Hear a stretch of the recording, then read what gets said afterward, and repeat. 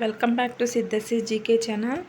ಇವತ್ತಿನ ದಿನ ನಾವು ಸೈಕಾಲಜಿ ಅಂದರೆ ಮನೋವಿಜ್ಞಾನದಲ್ಲಿ ಬರುವ ಅತಿ ಮುಖ್ಯವಾದ ವಿಷಯಗಳ ಕುರಿತು ಚರ್ಚಿಸೋಣ. ಸೊ ಯಾರೆಲ್ಲ ಈ ಒಂದು ಚಾನಲನ್ನು ಹೊಸದಾಗಿ ನೋಡ್ತಾ ಇದ್ದರೆ ಪ್ಲೀಸ್ ಸಬ್ಸ್ಕ್ರೈಬ್ ಮಾಡಿ ಮತ್ತು ಸಪೋರ್ಟ್ ಮಾಡಿ. ಮೊದಲನೇದಾಗಿ ಅಪಸಮಯೋಜನೆ ಅಂದರೆ ಏನಂತೆ ತಿಳ್ಕೊಂಬಮ್ಮಿ. ಇದು ಯಾವ ಕಾರಣಕ್ಕಾಗಿ ಉಂಟಾಗ್ತದೆ ನಮ್ಮಲ್ಲಿ ಮತ್ತು ಇದರ ವಿಧಗಳು ಎಲ್ಲದರ ಬಗ್ಗೆ ಚರ್ಚೆ ಮಾಡೋಣ. ಮೊದಲನೇದಾಗಿ ಅಪಸಮಯೋಜನೆ ಅಂದರೆ ಏನಂತ ನೋಡಂಬರಿ. ಅಪಸಮಯೋಜನೆ ಅಂದರೆ ವ್ಯಕ್ತಿ ಮತ್ತು ಆತನ ಪರಿಸರಗಳ ನಡುವೆ ಸಾಮರಸ್ಯವಿಲ್ಲದಿರುವುದು ಎಂದರ್ಥ. ಅಂದರೆ ಈಗ ಒಬ್ಬ ವ್ಯಕ್ತಿ ಅವನ ವಿಕಾಸ ಆಗಬೇಕಿತ್ತಂದರೆ ಅಲ್ಲಿ ಮತ್ತು ಅನುವಂಶತೆ ಮತ್ತು ಪರಿಸರ ಎರಡೂ ಅಲ್ಲಿ ಮುಖ್ಯವಾಗಿರ್ತವೆ. ಸೊ ಹಾಗಾಗಿ ಇಲ್ಲಿ ಅಪಸಮಯೋಜನೆ ಅಂತಂದರೆ ಆ ವ್ಯಕ್ತಿಯ ಆತನ ಪರಿಸರ ಸುತ್ತಮುತ್ತಲಿರುವ ಪರಿಸರದ ನಡುವೆ ಸಾಮರಸ್ಯನೇ ಇರಂಗಿಲ್ಲ. ಸೊ ಹಾಗಾಗಿ ಇದಕ್ಕೆ ಏನಂತೇವೆ ಅಂತಂದರೆ ಅಪಸಮಯೋಜನೆ ಅಂತೇಳಿ ಕರಿತೀವಿ. ಸೊ ವ್ಯಕ್ತಿಯು ಆಶಯ ಆಕಾಂಕ್ಷೆಗಳನ್ನು ಪೂರೈಸಿಕೊಳ್ಳುವ ಪ್ರಯತ್ನಗಳಲ್ಲಿ ಉಂಟಾಗುವ ವೈಫಲ್ಯಗಳಿಂದ ವ್ಯಕ್ತಿಯಲ್ಲಿ ಉದ್ವೇಗ, ಆಶಾಭಂಗ ಮತ್ತು ಮಾನಸಿಕ ಘರ್ಷಣೆಗಳು ಉಂಟಾಗುತ್ತವೆ. ಸೊ ಟಿಇಟಿಯಲ್ಲಿ ಪ್ರತಿ ಬಾರಿ ಉದ್ವೇಗ, ಆಶಾಭಂಗ ಮತ್ತು ಮಾನಸಿಕ ಘರ್ಷಣೆಗಳ ಮೇಲೆ ಹಲವಾರು ಬಾರಿ ಕೇಳ್ತಾನೆ ಇರ್ತಾರೆ. ಸೊ ಹಾಗಾಗಿ ಇವೆಲ್ಲದರ ಕುರಿತು ನಾವು ಈ ಒಂದಿನ ದಿನ ಚರ್ಚೆ ಮಾಡ್ಕೋತಾ ಹೋಗಂಬಾರಿ. ಸೊ ಈಗ ವ್ಯಕ್ತಿ ಸ್ವಂತ ತನಗೆ ಸಮಾಜಕ್ಕೆ ಅಥವಾ ಅವೆರಡಕ್ಕೂ ಅಹಿತವಾದ ಎನ್ನುವ ರೀತಿ ನಡೆದುಕೊಳ್ಳುವ ಸ್ಥಿತಿಯನ್ನು ಏನಂತ ಕರಿತೀವಿ ಅಂದರೆ ಈಗ ಈ ಒಂದು ವ್ಯಕ್ತಿ ಇರ್ತಾನಲ್ಲ ಆ ವ್ಯಕ್ತಿಗೆ ಪರಿಸರಕ್ಕೆ ಯಾವುದೇ ಒಂದು ಏನಂತಂದರೆ ಸಂಬಂಧನೇ ಇಲ್ಲದೆ ಇರುವ ಹಾಗೆ ನಡೆದುಕೊಳ್ತಾನಲ್ಲ ಅದಕ್ಕೆ ಏನಂತ ಕರಿತೀವಿ ಅಂದರೆ ಅಪಸಮಯೋಜನೆ ಅಂತ ಕರಿತೀವಿ. ಹಾಗಾದರೆ ಈ ಅಪಸಮಯೋಜನೆಯ ಚಿಹ್ನೆಗಳು ಏನು, ಯಾವ ರೀತಿಯಾಗಿ ನಡೆದುಕೊಳ್ಳುತ್ತಾರೆ ಈ ಅಪಸಮಯೋಜನೆ ಇರುವಂತಹ ಏನಂತಂದರೆ ಯಾವ ರೀತಿಯಾಗಿ ಅವರು ತಮ್ಮ ದೇಹದಲ್ಲಿ ಇರುವ ಚಿಹ್ನೆಗಳನ್ನು ವ್ಯಕ್ತಪಡಿಸ್ತಾರಂತೆ ನೋಡಂಬರ್ರಿ. ಫಸ್ಟ್ನೇದಾಗಿ ದೈಹಿಕ ಚಿಹ್ನೆಗಳು. ಅಂದರೆ ದೈಹಿಕ ಅಂತಂದರೆ ಈಗ ದೇಹದಲ್ಲಿರುವ ಭಾಗಗಳಿಂದ ತೋರಿಸುವಂಥ ಚಿಹ್ನೆಗಳು. ಉಗ್ಗುವಿಕೆ, ತೊದಲುವಿಕೆ, ಉಗುರು ಕಚ್ಚುವಿಕೆ, ತಳಮಳ, ತಲೆ ಕರೆಯುವುದು. ಸೊ ಉಗ್ಗುವಿಕೆ, ತೊದಲುವಿಕೆ ಎಲ್ಲಿ ಬರ್ತದೆ? ಮಾತನಾಡುವಾಗ ಕಂಡುಬರುವ ಸಮಸ್ಯೆಗಳು. ಸೊ ಉಗುರು ಕಚ್ಚುವಿಕೆ, ತಳಮಳ, ತಲೆ ಕರೆಯುವುದು ಇವೆಲ್ಲವೂ ಇದರಲ್ಲಿ ಯಾವ ಚಿಹ್ನೆಯಲ್ಲಿ ಬರ್ತವೆ ಅಂದರೆ ದೈಹಿಕ ಚಿಹ್ನೆಗಳಾಗಿರ್ತವೆ. ನೆಕ್ಸ್ಟ್ ಬಂದುಬಿಟ್ಟು ವರ್ತನ ವಿಚಲನೆಗಳು. ಅಂದರೆ ಈಗ ಯಾರ್ದಾದ್ರ ಜೊತೆ ನಾವು ಮಾತನಾಡುತ್ತಿರುವಾಗ ಯಾವ ರೀತಿಯಾಗಿ ವರ್ತನೆಯನ್ನು ನಡೆದುಕೊಳ್ತೀವಿ ಇನ್ನೊಬ್ಬರ ಜೊತೆಗೆ ಅಂತಂದರೆ ಕೆಲವೊಂದು ಬಾರಿ ಜಗಳವಾಡಿದಾಗ ಸಿಟ್ಟು, ಜಗಳ ಗಂಟಿತನ, ಸುಳ್ಳು ಹೇಳುವುದು, ಪೀಡಿಸುವುದು, ಕೆಳಮಟ್ಟದ ಶಾಲಾ ಸಾಧನೆ ಇವೆಲ್ಲವೂ ಎದರಲ್ಲಿ ಬರ್ತವೆ ಅಂತಂದರೆ ವರ್ತನ ವಿಚಲನೆಗಳಲ್ಲಿ ಕಂಡು ಬರ್ತವೆ. ನೆಕ್ಸ್ಟ್ ಬಂದುಬಿಟ್ಟು ಭಾವನಾತ್ಮಕ ಚಿಹ್ನೆಗಳು. ಸೊ ಅತಿಯಾದ ಚಿಂತನೆ, ಭಯ, ಕೀಳರಿ. ಇದು ಕೀಳರಿಮೆ ಆಗ್ಯದ, ಅದು ಕೀಳರಿಮೆ ಆಗಬೇಕು. ದ್ವೇಷ, ಉದ್ವೇಗ, ಮಾನಸಿಕ ಘರ್ಷಣೆಗಳು, ಆತಂಕ ಇವೆಲ್ಲವೂ ಬಂದು ಭಾವನಾತ್ಮಕದಲ್ಲಿ ಕಂಡು ಬರ್ತವೆ. ಸೊ 3 ರೀತಿಯ ಚಿಹ್ನೆಗಳನ್ನು ಈ ಅಪಸಮಯೋಜನದಲ್ಲಿ ಕಾಣ್ತೀವಿ. ಅಪಸಮಯೋಜನೆ ಅಂದಾಗ ಆ ವ್ಯಕ್ತಿ ಮತ್ತು ಪರಿಸರಕ್ಕೆ ಯಾವುದೇ ರೀತಿ ಸಂಬಂಧ ಇಲ್ಲದಿರೋ ಹಾಗೆ ನಡೆದುಕೊಳ್ತಾನಲ್ಲ ಅವಕ್ಕೇನಂತೀವಿ ನಾವು ಅಪಸಮಯೋಜನೆ ಅಂತ ಕರಿತೀವಿ. ಸೊ ಅಪಸಮಯೋಜನೆಗೆ ಕಾರಣಗಳು. ಯಾಕೆ ಈ ಅಪಸಮಯೋಜನೆ ಮಕ್ಕಳಲ್ಲಿ ಉಂಟಾಗ್ತದೆ ಅಂತಂದರೆ ಕೆಲವೊಂದು ಬಾರಿ ಅನುವಂಶೀಯ ಅಂಶಗಳಿಂದ ಸಹ ಬರ್ತದೆ. ಮತ್ತು ದೈಹಿಕ ಅಂಶಗಳು. ಈಗಾಗಲೇ ನೋಡಿದ್ರೆ ನೀವು ದೈಹಿಕ ಚಿಹ್ನೆಗಳು ಏನಂತೇಳಿ. ಮತ್ತು ಯಾವುದಾದ್ರೂ ಒಂದು ಅವಶ್ಯಕತೆಗಳು ಮಕ್ಕಳಿಗೆ ನಾವು ಅವರು ಕೆಲವೊಂದು ಬಾರಿ ಏನಾದರೂ ಇಸ್ಕೊಡು ಅಂತ ನಮ್ಗೆ ಕೇಳಿದಾಗ, ತಂದೆ ತಾಯಿ ಕೇಳಿದಾಗ ಅವರು ಅದು ಕೆಲವೊಂದು ಕಾರಣದಿಂದಾಗಿ ಅವರ ಅವಶ್ಯಕತೆ ಈಡೇರಿಸ್ಲಿಕ್ಕೆ ಆಗಂಗಿಲ್ಲ. ಸೊ ಆ ಒಂದು ಅವಶ್ಯಕತೆಗಳು ಈಡೇರಿಸದಿದ್ದಾಗ ಸಹ ಮಕ್ಕಳಲ್ಲಿ ಅಪಸಮಯೋಜನೆ ಉಂಟಾಗ್ತದೆ. ಮತ್ತು ಬಡತನದಿಂದ ಕೂಡ ಕೆಲವೊಂದು ಬಾರಿ ಬಡತನ, ಸಿರಿತನ ಈ ಮಕ್ಕಳಲ್ಲಿ ಭೇದ ಭಾವ ಉಂಟಾಗುವುದರಿಂದ ಕೂಡ ಉಂಟಾಗ್ತದೆ ಅಂತಲೇ ಹೇಳ್ಬೋದು. ಮತ್ತು ಭಗ್ನ ಕುಟುಂಬಗಳು ಅಂದರೆ ತಂದೆ ತಾಯಿಯಿಂದ ಬೇರ್ಪಟ್ಟಿರುವ ಮಕ್ಕಳು ಇವರಿಗಂತೀವಿ. ಮತ್ತು ಪೋಷಕರ ಮನೋಧರಣೆಗಳು ಇದು ಹೆಚ್ಚಾಗಿ ಮಕ್ಕಳ ಮೇಲೆ ಉಂಟಾಗುತ್ತದೆ.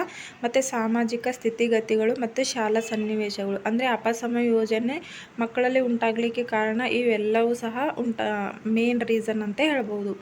ನೆಕ್ಸ್ಟ್ ಬಂದುಬಿಟ್ಟು ಉದ್ವೇಗ ಅಂದರೆ ಟೆನ್ಷನ್ ಅಂತ ಕರಿತೀವಿ. ಸೊ ಯಾವುದಾದ್ರೂ ಸೈಕಾಲಜಿಯಲ್ಲಿ ಅಂದರೆ ಯಾವುದೇ ಕೇಳ್ತಾರಂತೆ ಹೇಳೋಕ್ಕಾಗಲ್ಲ. ಸೊ ಹಾಗೆ ನಾವು ಎಲ್ಲನೂ ಓದ್ಕೊತಾನೆ ಇರಬೇಕು.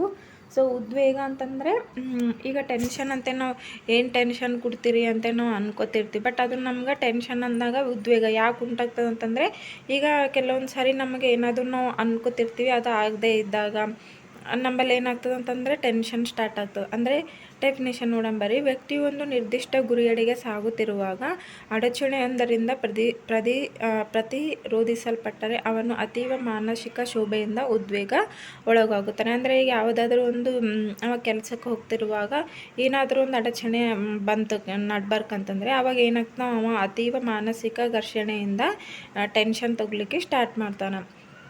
ಆಶಾಭಂಗ ಅಂದರೆ ಫ್ರಸ್ಟ್ರೇಷನ್ ಅಂತಂದರೆ ಏನು? ಮಾನವ ಸ್ವಾಭಾವಿಕವಾಗಿ ಆಶೆ ಆಕಾಂಕ್ಷೆಗಳನ್ನು ಹೊಂದಿರ್ತಾನೆ.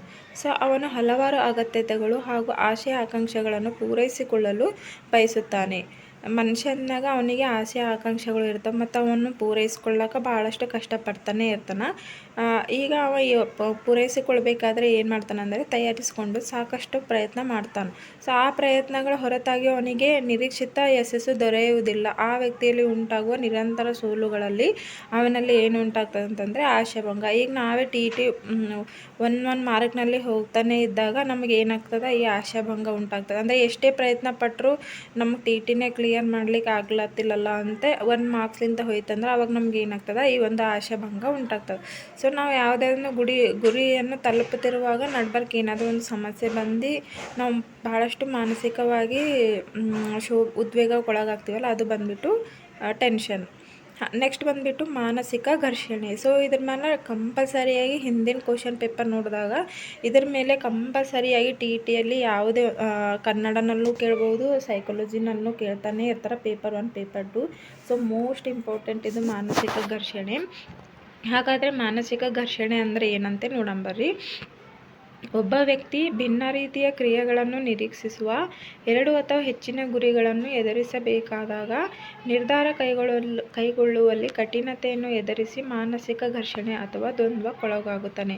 ಅಂತಂದರೆ ಈಗ ಒಬ್ಬ ವ್ಯಕ್ತಿ ಇರ್ತಾನೆ, ಅವನ ಮುಂದೆ ಎರಡು ಗುರಿಗಳು ಇರ್ತಾವೆ. ಸೊ ಅವ ಏನು ಮಾಡ್ತಾನೆ ಅಂತಂದರೆ ಯಾವುದು ತಗೊಳ್ಳಿ ಯಾವುದು ಬೇಡ ಅನ್ನೋದರಲ್ಲೇ ಅವ ಏನು ಮಾಡ್ತಾನೆ, ಟೆನ್ಷನ್ ತೊಗೊಂಡು ಅಲ್ಲಿ ಮಾನಸಿಕ ಘರ್ಷಣೆ ಉಂಟಾಗ್ತದೆ.